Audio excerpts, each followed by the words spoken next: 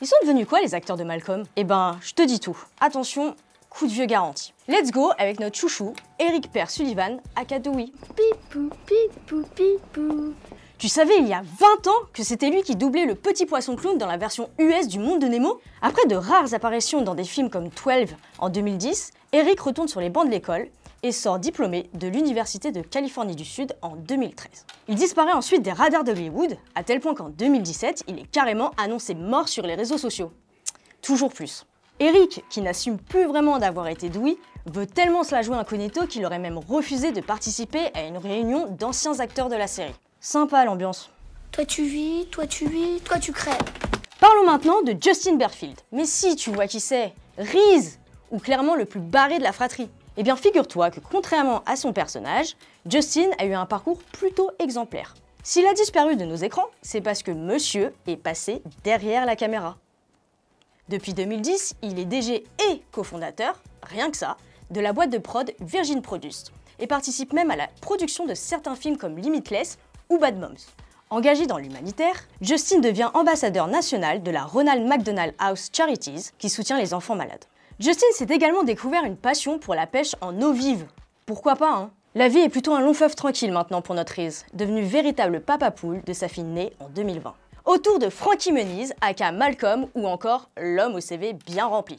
En effet, après l'arrêt de la série en 2006, Frankie a décidé de suivre sa passion en devenant pilote de Formule BMW et Formule Atlantique jusqu'à fin 2009. Début 2010, il tente un retour avec un projet de film avec la rappeuse Missy Elliott. Duo improbable, on sait, mais le projet est vite abandonné. Dommage, on aurait été curieux de voir le résultat. Après ce coup dur, Frankie s'est tourné vers sa deuxième passion, la musique. Et pas n'importe laquelle, le rock. Entre-temps, il fera quelques apparitions dans des petits rôles télé ou des films à petit budget.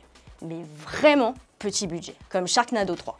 Après un parcours à toute vitesse et plutôt rock'n'roll, Frankie prend un tout autre virage et décide de ralentir la cadence en montant une entreprise de...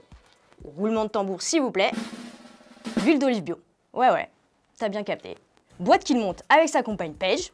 Non, pas celle-là, voilà, celle-là. En 2017, Frankie revient sous les projecteurs et participe à Danse avec les stars version US et finit même sur la 3e place du podium. Chapeau l'artiste. En 2021, Frankie change encore de parcours pro et décide de se lancer dans la production de grips pour club de golf. C'est vrai que ouais, dans la famille de Malcolm, le golf ça leur réussit plutôt pas mal.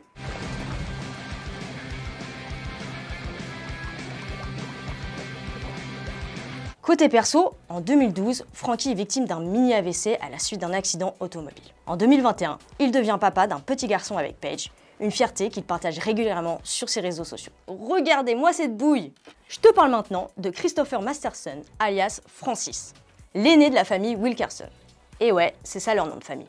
Après des apparitions dans des films indépendants ou des séries télé comme FBI Duo très spécial en 2011, il disparaît lui aussi de nos écrans.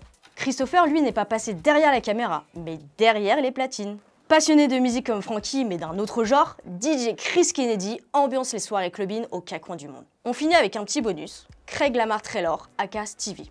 Mais si, tu sais, le mec qui mettait 3 plombes pour prononcer une seule phrase. Le meilleur pote de Malcolm. Il y a que la vérité qui blesse. Sa vie n'a clairement plus rien à voir avec son personnage de tête d'ampoule. Craig a abandonné sa carrière d'acteur pour se consacrer à sa passion, la création de bijoux et de vêtements. À 31 ans, il se décrit aujourd'hui comme un tatoueur en devenir, mais on attend toujours les photos de tatou. Ah, et en parlant de pote de Malcolm, il y en a un autre qui a bien changé. Tu l'as reconnu? Nous non plus, mais c'est bien Lloyd, l'autre tête d'ampoule de la série. Je pouvais pas te refaire le parcours de toute la fratrie sans te parler des parents, Al et Lois. Tu vis pas dans une caverne, donc je te refais pas le CV de Bryan Cranston, devenu l'emblématique Walter White dans Breaking Bad. Mais je te laisse plutôt sur cette fin alternative de génie où l'on retrouve nos parents de série préférés. I was his meth dealer. What? Yeah,